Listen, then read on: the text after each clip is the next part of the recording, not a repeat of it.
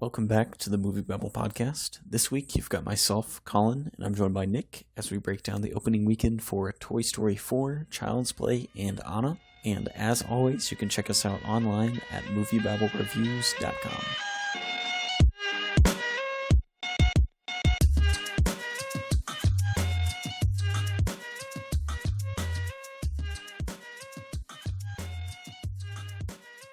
Breaking down this week's top five, and the number one spot, no surprise there, is Toy Story with 118 million.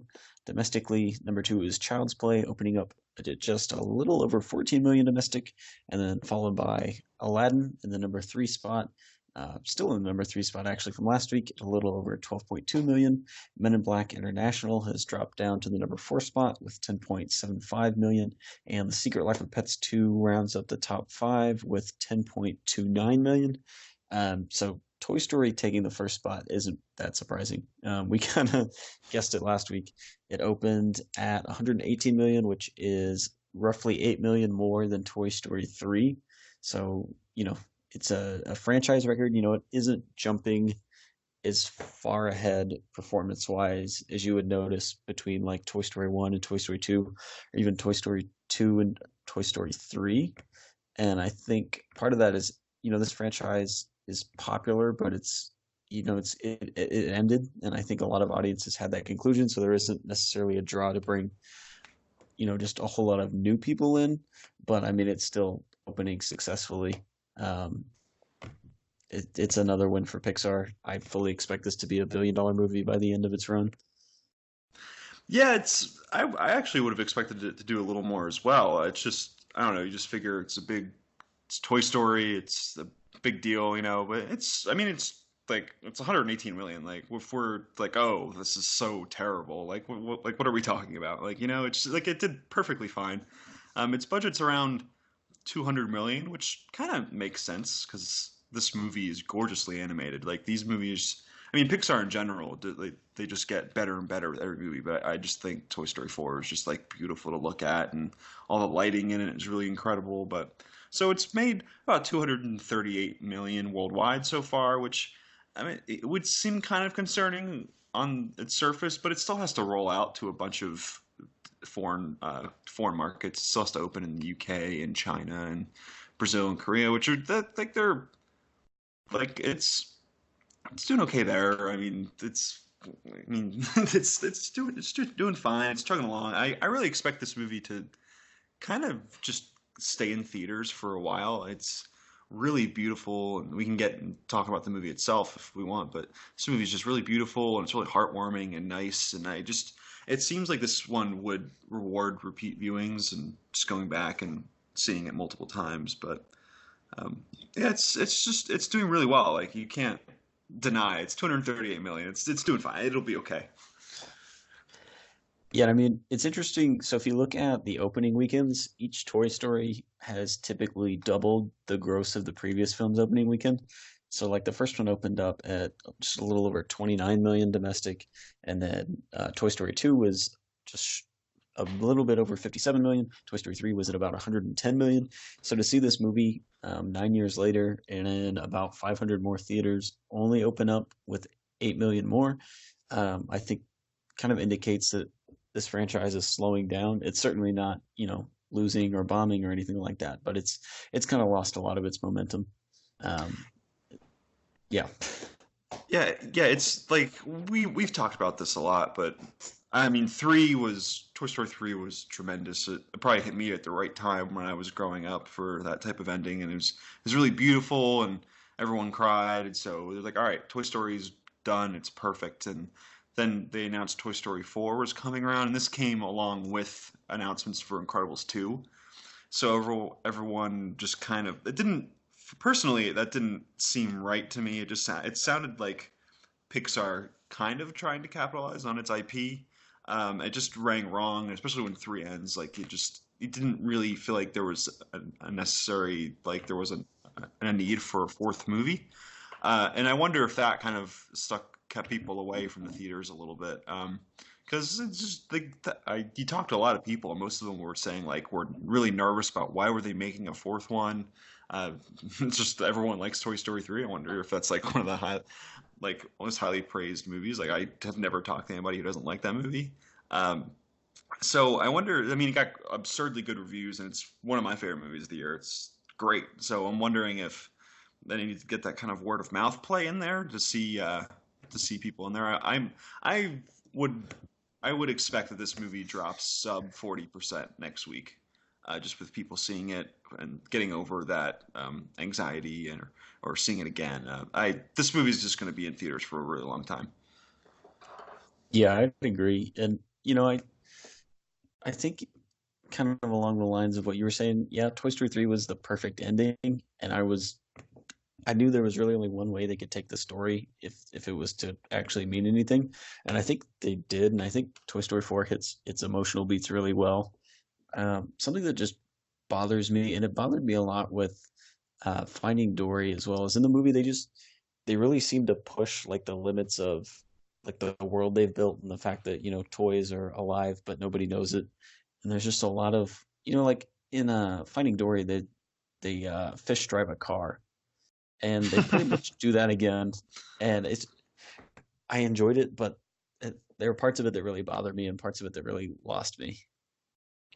I could see that. It definitely is stretching the boundaries of what toys can do, but I feel like personally, it was just I was just in at that point, and by the time weird stuff starts happening, it's like you're kind of already in on like the story and where it's going personally. But yeah, that's those are totally understandable remarks to make there. But I'm just really shocked by just how like relevant or not relevant. It's just how just nice and like this kind of puts a bow on. I mean, we can talk about spoilers, but this kind of puts a bow on like the Woody character, and it's really interesting to see how because Toy Story basically changed animated movies for forever, and so it's kind of this crazy arc that we've been on for how many ever so years, whenever the first Toy Story came out. But it does, even though like we had closure with the last movie, I think they did a really good job of making it feel like there was more closure to be had with Woody kind of talking and like he's kind of like a parent and like they have there's that talk with Forky where they're saying you see these kids grow up and then they leave you and they do all these things that you'll never see, and it's like me in the theater, I'm like, oh no, the tears are starting early. This is one of those Pixar movies where you cry the whole time. So I think there was a lot of really mature themes that they really talked about in this movie. It's really beautiful. I was really happy, and it seemed like every crowd felt that way because they got an A cinema score, which is just really great. It's just it's really interesting this journey we've been on with these toys. Yeah, and I really like how they separated the gang for most of the movie. So this is very much Woody's movie. And yeah, these are all kind of Woody's movies, but this one is like very much his movie. You don't even, Hmm. Buzz doesn't really have a ton to do even, and he's pretty much the second lead. But because they were able to take that time, it does kind of wrap things up nicely and give a nice progression and ending to Woody, which was unexpected, but also really nice to see. Yeah, and another thing, because Forky is just I thought was unbelievable in this movie. Just the I was crying laughing from all the trash bits that he had. I thought that was one of the best bits of comedy like this franchise has had. It was just fucking hilarious. And one thing to note about the profitability of this movie is toy sales, because I've seen there's Forky like action figures or dolls like being sold for like $17 in stores or whatever, and it's like it's just a spork with pipe cleaners. Like you could just make it at home. It's kind of the same thing with the Cars franchise, where they just kept making Cars movies because the dolls and all the action figures are crazy popular. Like when I was reviewing Cars 3 when it came out in like 2017, I uncovered that it's the second highest it's the second most profitable line of toys behind Star Wars, the Cars franchise, which is just like crazy. So that's also like these are literally toys, and it's going to be a boost in selling that. There's going to be a bunch of annoyed parents that they have to buy a ton of Toy Story kids for Toy Story dolls for their kids. It's just that's a big part of this business, and it kind of makes sense because we've seen Pixar kind of go towards a lot of sequels recently. They're like everything else in Hollywood. They're really banging off that IP and really working with that. And we saw Incredibles 2, which is just another good IP for toys and stuff like that. So it's definitely bigger than the box office for this movie. It's it's just like this movie is just going to do really well for them, and it's pretty inevitable, honestly. Yeah, and another thing that I really enjoy about the Toy Story franchise is just how the franchise itself has kind of grown and expanded. I mean, and improved on itself, and not just in terms of the animation, because obviously the first animated movie ever made is going to look pretty rough compared to something coming out almost 20 years or over 20 years later. But like the first two Toy Stories are pretty much just these nice little adventure films, and yeah, there's like a little lesson in them. But then like Toy Story 3 and Toy Story 4 really kind of dive deep with Woody as a character and really just like get adult. And I appreciate that Pixar makes that leap, with most things they do, but also that we were able to see this franchise mature with its audience and kind of beyond that. Yeah, it's that thing with Pixar where it's perfectly accessible for kids. They can laugh at all the pretty colors and the goofy characters. And there's us, like, I guess we're adults where we see like the underlying themes of it all, and we're crying at Inside Out when they're literally destroying a kid's childhood and those memories, and or we're crying at like the death and like the life of this old guy in Up, and they really straddle that line really well, which is why they're the best. They're the best animation house by far. I don't really know what else you would put in their conversation. I guess just Disney proper with the movies they make. So Pixar is great, and this is just another like notch in the belt for them. It's a really good job, well done, and I have nothing bad to say about Toy Story 4. I really love this movie. Yeah, this is also the first one without John Lasseter as the director, Hmm. and I believe he had done a lot of the preliminary work just before his outing from Pixar. But it is, that was also a point of contention with it, was whether or not the franchise could stand without the guy that had been running the show since day one. And I think they managed really well. I don't really know if there was any shakeup with him leaving in terms of what the movie was versus what it actually turned out to be. But I think losing the captain per se, they did really well with this. Yeah, I totally agree there. They brought in Josh Cooley to direct this one, and he's been the Pixar mainstay for a while, and he's worked on tons of their movies, either as a writer or just a producer, or just he's been involved in a lot of these projects. So I can't imagine there was a ton of uh, turnover there in terms of we have to right the ship, like, or else everything's gonna crash and burn.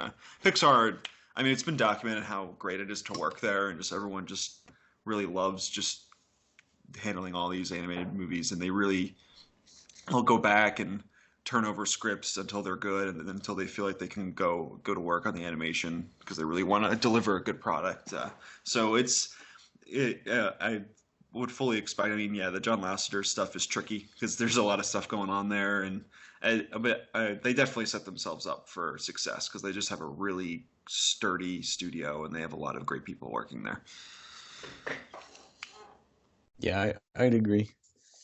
So that kind of wraps up Toy Story for now. We'll move on to another movie about toys, Child's Play, opening up at 14 million domestically. It's not about an estimated $10 million budget, so that's pretty solid. I don't believe it's opened overseas yet. At least I can't find any information on that. But this movie just kind of appeared. Um, like it it like you see, and you've talked about it before, the influence of it 2 years ago, and you have these waves of classic horror reboots come along. You had Halloween last year, You have Child's Play now. Halloween 2 is already in the works. I believe there's another Texas Chainsaw coming up. And we're starting to see that kind of come in heavily, and you really see the influence of it in this movie. But yeah, this movie is probably the okayest movie I've ever seen. Um, I've seen the original Child's Play before. Can't really claim to be just a huge fanatic over it. But I liked that this reboot did something different with it. It wasn't stuck to the script. They of course they updated Chucky to be basically an app, but they also started to take the story in different directions. I don't think they really followed through on it, but I like some of what I'm seeing, and I'm okay with everything else that was there. Yeah, it's funny, and to add on to that list of movies you mentioned earlier, I'm pretty sure that there's another Jason movie in the works with that's going to be produced by LeBron James's production house, Spring Hill Productions. So that's something. I don't know if it's good or bad, but it's something.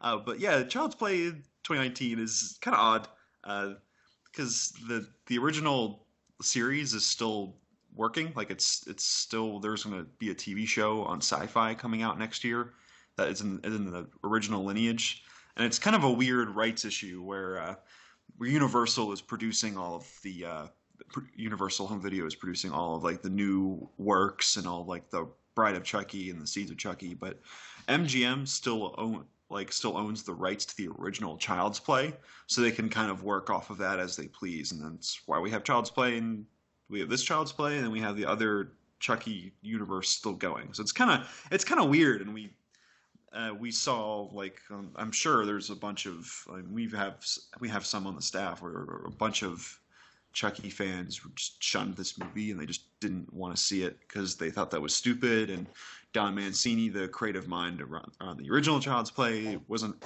really involved, so that was kind of tough. But yeah, this movie is, like you said, it's fine.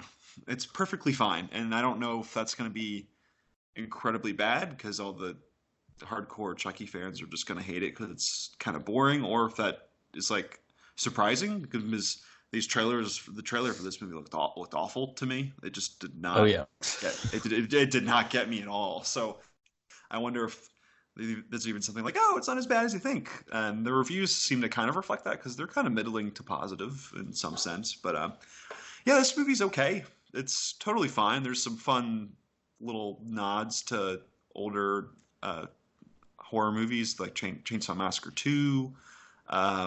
There's a RoboCop reference in there and things like that. So they clearly love like the 80s like slasher horror vibes. But Aubrey Plaza's fun, and she has I think she has the good idea of what kind of movie she's in with the kind of just winking satire that all of her lines of dialogue are with. But yeah, this movie is just totally fine.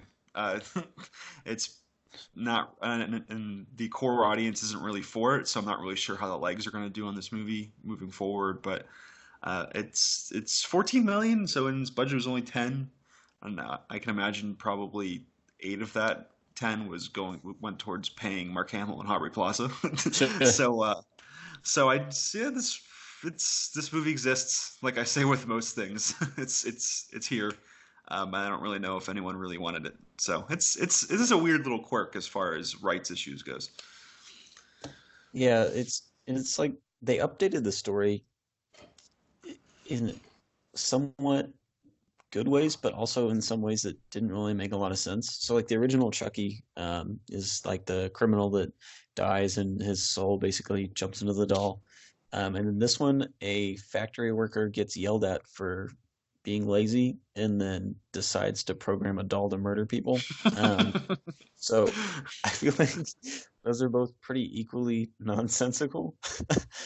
They added, they kind of made Chucky Andy's wish fulfillment for a while in this one, which was something that in the original movie, at least as far as I remember, it's just kind of Chucky decides to start murdering people around Andy, whereas this one it's more like he's kind of Andy's genie pretty much, except instead of wishes he just stabs people.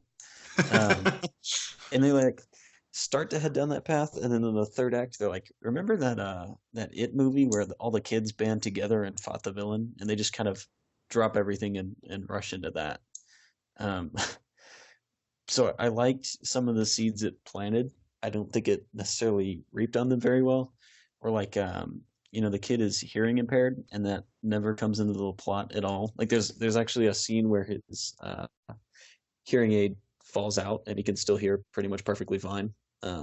So I don't really know what the point of that was for them to spend a couple minutes on it, but yeah, there are just a lot of those tiny nuisances in this movie for me, but overall, I think it delivers on a doll that kills people. So Yeah, I agree from there. And it never really goes full into one direction. I mean, you can kind of feel with that the beginning, the open of the movie with the worker in Vietnam and just straight up kills himself. So it's just and there's definitely like some mean-spirited satire going on here, but it never really fully goes headfirst into that. So it's just kind of there. It feels kind of limp.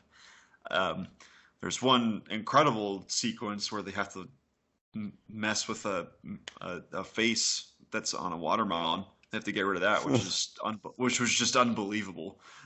It's just so schlocky, and I really appreciated that. That's where like I thought the mean spirited fun really came out. yeah, But it is this movie is pretty much a mixed bag. There's Chucky kills things, and Mark Hamill is kind of fun. It's definitely different from the Brad Dourif Chucky, which I'm not the biggest Chucky person either. I like you have seen the original Child's Play, and I've probably just seen clips of the other movies. And this movie, yeah, it's definitely not like the remake or like a reboot in like the classic sense, where it's like or like Aladdin, which we'll talk about in a second, where it's just like the same thing over again. It's trying to do something different. It's just fine. And maybe that's all people really wanted because they were just afraid that this movie would kind of destroy the other Child's Play movies or Chucky universe. So, yeah, it's totally fine. It's doing okay at the box office. So, I'm sure we'll forget about it soon enough. yeah. I also really enjoyed Brian Tyree Henry's uh, minor role in the movie. He He's just really adds good. a lot of humor, and, and I don't think I've ever really seen him in that humorous slant. Just so it was nice to see him kind of be this just funny cop, and then he's the action lead when he needs to be at certain points in the movie. So Yeah, I shout out think to him him. and yeah, I think him and Aubrey Plaza totally know what movies they were in, and so kudos to them because they both. I mean, Aubrey Plaza has like that wicked sense to her, which I thought was really fun to cast her in this kind of movie. But yeah, it just doesn't quite do it for you. It's just kind of there, and then so I don't know. I can't imagine this movie does well in future weeks. If I would guess, I would say this movie drops over 60% next week. That's my guess. Yeah, it's got a lot of competition coming up because it's got Annabelle Comes Home next week, and then it's either the week after that or the week after that that Midsummer comes out. So I don't think it's gonna last very long. Yeah, this is a weird little scheduling quirk where we have three doll-centric movies coming out in less than a week. Because we had Toy Story 4 and then Child's Play, and then we also have, as you mentioned, we have Annabelle Comes Home. So I wonder if both Child's Play and Annabelle thought it would be fun if they went up close to Toy Story as counter programming. Thought they were being cute, but then I wonder if they both cannibalized each other because it's like, oh, okay, we have two murderous doll movies, so they're like coming out within days of each other because Annabelle opens like in the middle of this week with the holidays coming up. So it's weird, isn't it? It's kind of funny when Hollywood is all thinking the same thing and these Yeah, kind of things happen. It's like when you see like two like White House Down and the Olympus Has Fallen or whatever. You see those or the two volcano movies or something like that. It's just kind of funny when these things come around. yeah. You normally have like one a year too, so it's nice to get ours out of the way early summer. Let's get rid of this now so we can just talk about other things, right? Yeah, it is interesting to note also that Child's Play didn't have just a massive opening. I think part of that is the fact that it hasn't. I don't think it's opened up at all overseas yet. but it only opened in about 3,000 theaters, which most big movies have opened in around 4,000. So it's just it does have a little bit of a smaller audience, but even then, I just don't see it being super successful in the weeks to come. Yeah, I agree. I think it's if you were a huge Chucky fan, you either begrudgingly went to go see this movie, or you were just excited for more Chucky, so you went to go see it. And so, and horror movies drop pretty significantly anyway. They always have either 50 to 60% drops. So, yeah, it's one of the it's a cult icon in Chucky, and people that probably brought a lot of curiosity to theaters. People seeing it this week. So yeah, it's I just this movie's probably gonna fall off pretty quickly. If it can get to like 30 million, um, and its domestic gross, I'm sure the producers of this movie will be pretty happy. I just it probably just won't get there. But this will probably end up being like a 25 million dollar gross, something like that over its run. That's probably what I would say. I think it'll be a pretty good streaming movie, especially since reactions haven't, they haven't been great, but they haven't been terrible either. And Netflix is just full of horror movies, so I wouldn't be surprised to see this have some success either there or on Hulu or something like that.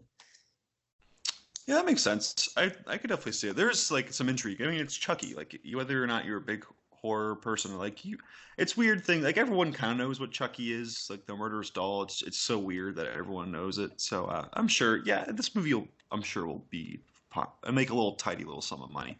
Nothing too spectacular, but it'll make stuff back. Yep. So moving on to a movie that has continued to have just these pretty minuscule drops compared to everything else.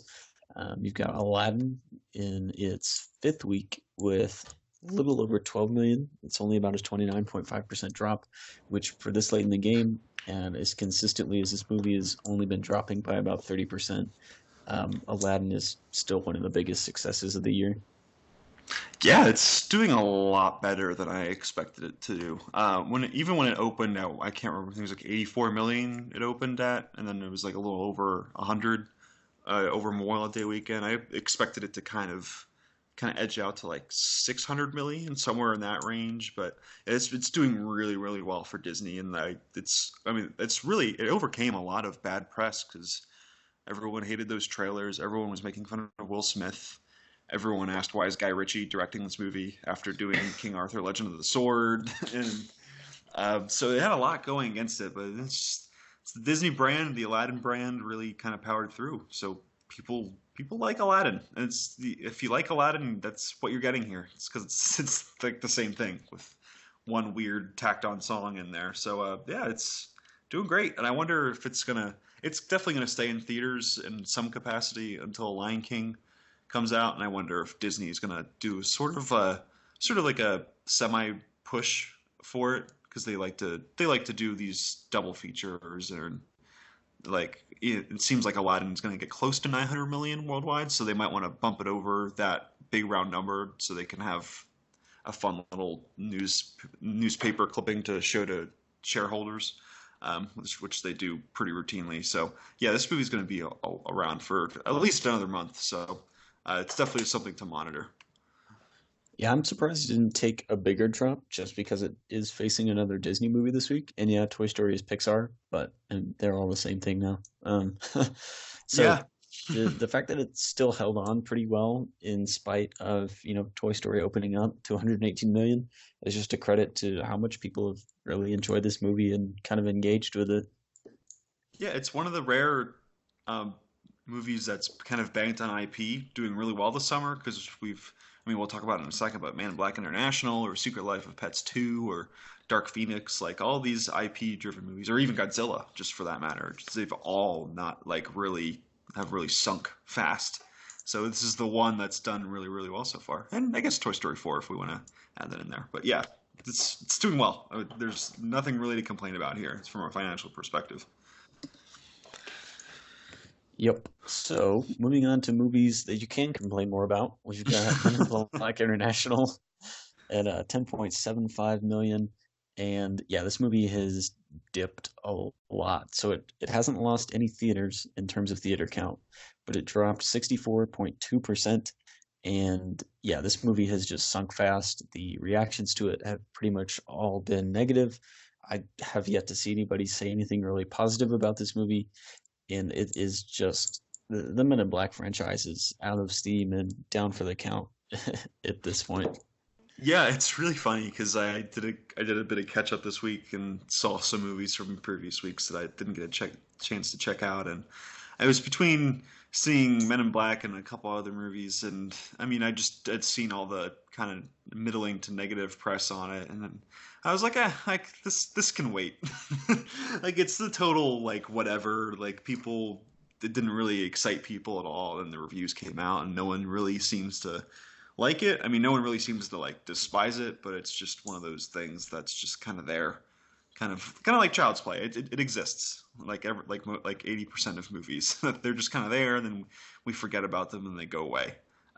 So it's yeah, it dropped 64%. It's only made a little over 50 million domestically, and the foreign markets are really kind of saving this movie.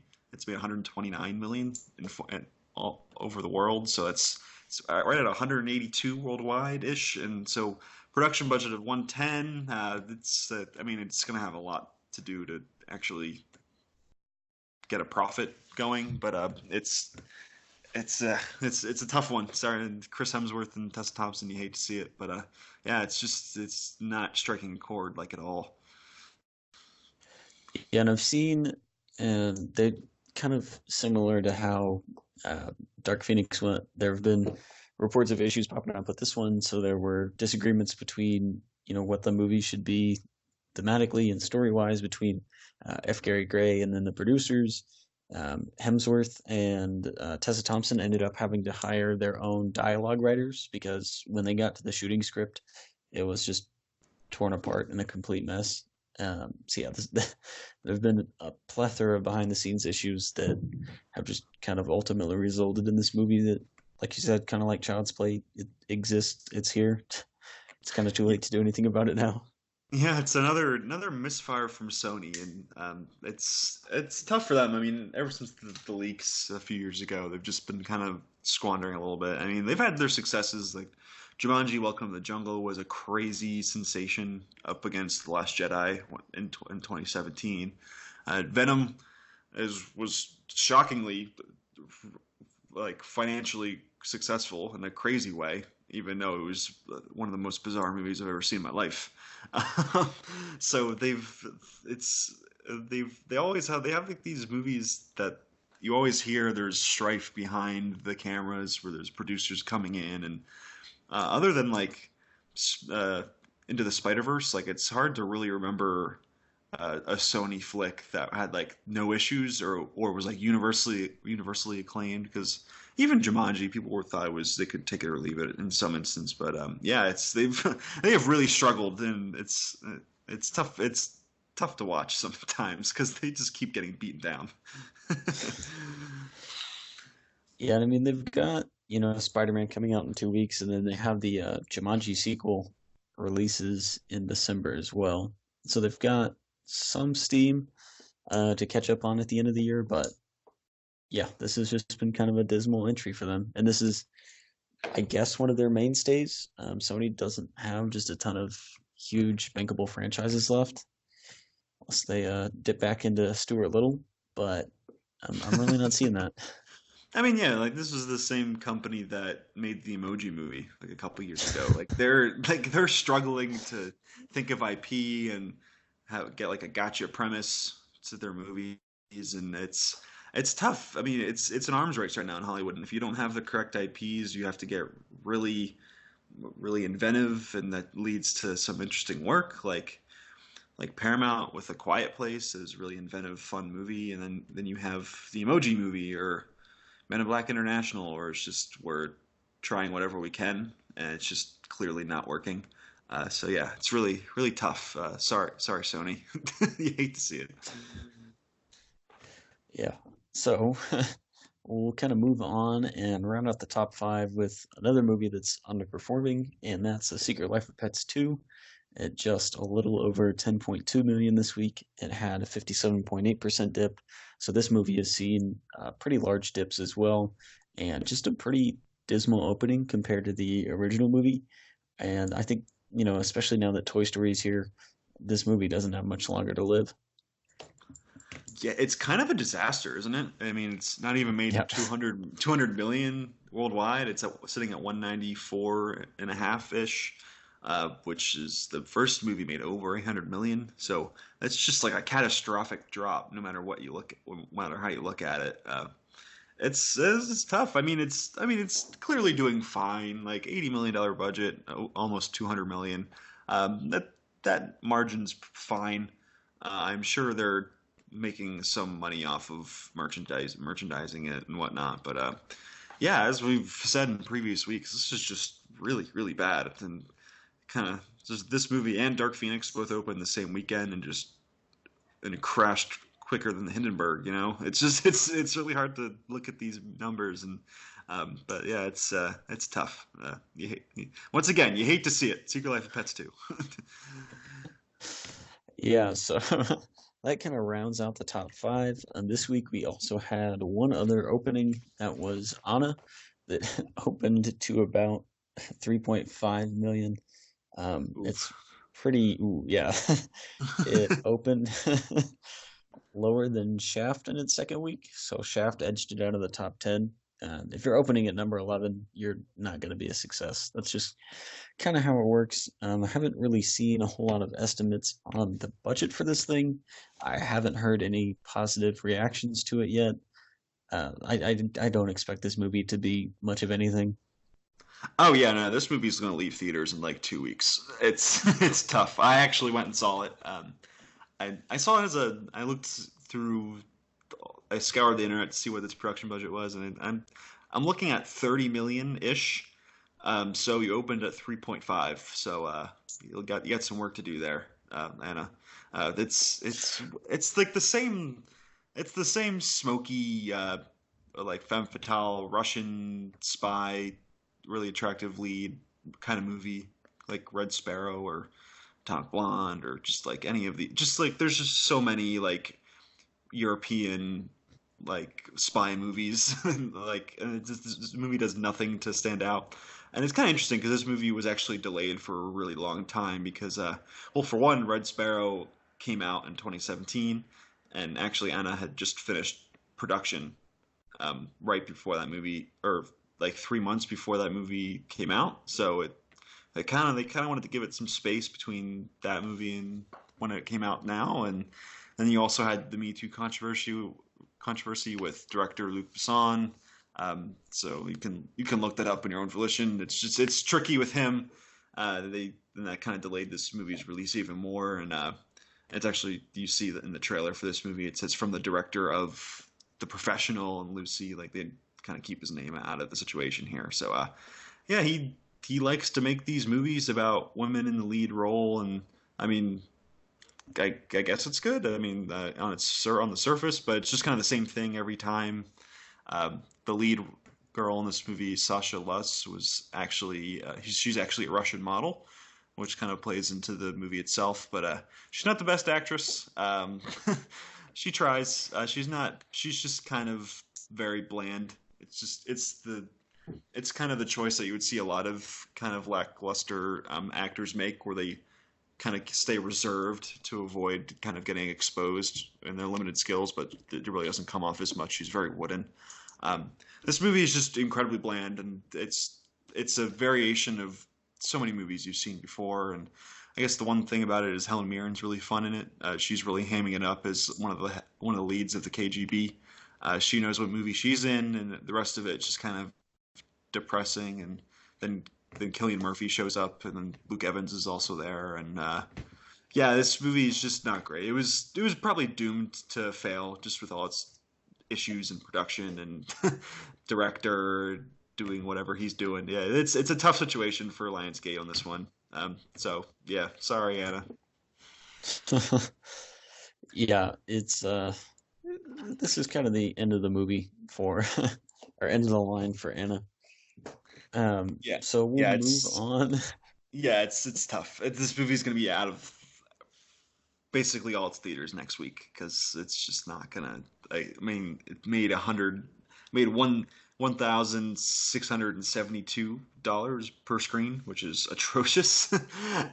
So yeah, this movie's leaving very quickly, and you'll forget about it even before you knew it existed. Yep. And so, kind of segueing into next week, we have not just a whole lot of major releases. We have the Avengers Endgame re-release with the additional footage tacked onto the end. It's decently close to passing Avatar right now. It's at about 2.749 billion worldwide. It needs to gross just a little over, or a little, I think about 35 to 40 million more. I don't necessarily know if a re-release with a post-credit scene is going to do that, but I mean, I'm one of the chumps that'll go and see the additional 7 minutes anyways. So we've got that coming up. We've also got Yesterday, the movie about the world that doesn't know the Beatles, and Annabelle Comes Home, and that's where I think we'll see a lot of competition with Child's Play and Annabelle Comes Home. I don't really. I think Annabelle's going to come out on top, but I don't really know how much Child's Play is actually going to impact that movie's release.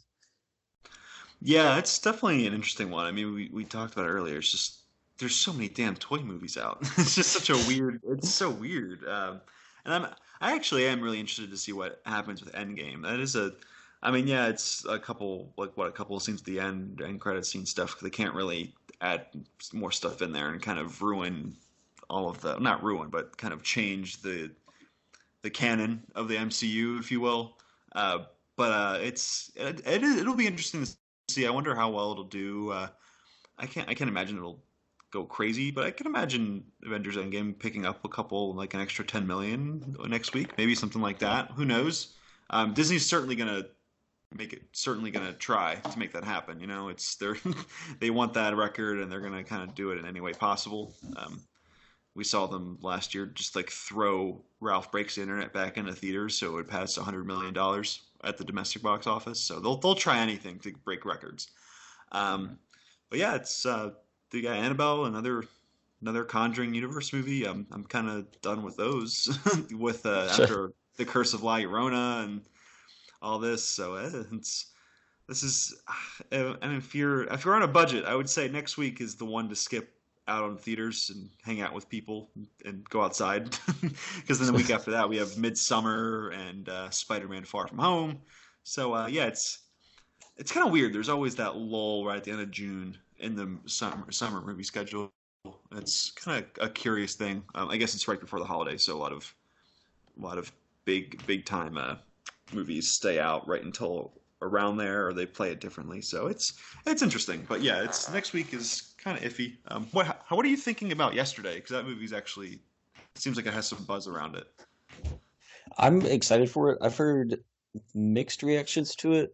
Nothing that's overwhelmingly negative, but I've heard a lot of like, yeah, this was really entertaining and really charming and heartfelt, and then others was like, yeah, this is an interesting premise, but it doesn't really live up to it. I'm hoping it does. I am gonna go see it no matter what. My mind's already made up to enjoy it, so I'll be there Thursday night. But yeah, I really hope it does well. I don't know if it'll necessarily perform very well, just because it is kind of an odd premise, and I don't. It hasn't been just marketed a ton. Other than Lily James, it doesn't really carry any huge recognizable stars in it. So this could be something that's just kind of a runaway hit. It could be something that's just your typical indie movie. It's it's so interesting. I'm fascinated by Danny Boyle as a director because he just doesn't really have a genre. Like he made this movie, and then he made Slumdog Millionaire. He made Train Spotting, 28 Days Later, or 127 Hours. Like the list, like he just makes all different kinds of movies, and he's making Bond 25, which comes out next year. Like it's really interesting to kind of see what interests him. It kind of just seems like it's like a spur of the moment type thing. He reads a script on the right day, and he's like, "Oh, that sounds interesting. I'll give that a try."